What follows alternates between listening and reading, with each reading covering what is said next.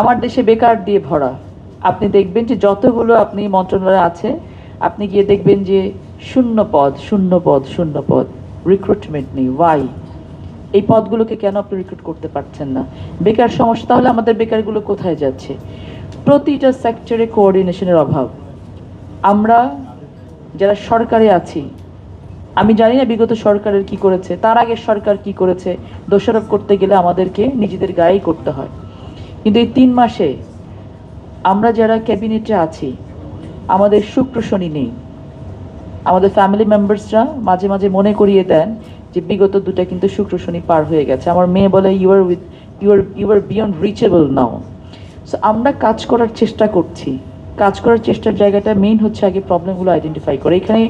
এখানে যে যতগুলো কথা বলা হয়েছে, আমি জানি না রফিক ভাই এটা কোনো মাইনার্স তৈরি করেছেন কিনা। Do it please, do it. এবং এখানে রাশনাপার একটা প্রপোজাল আমার ভীষণ পছন্দ হয়েছে, যে আমাদের পাবলিক অ্যাওয়ারনেস ক্রিয়েট ছাড়া, সোশ্যাল অ্যাওয়ারনেস ক্রিয়েট করা ছাড়া কোনোভাবে আমরা এই প্রবলেমগুলোকে সলিউশন করতে পারবো না। এবং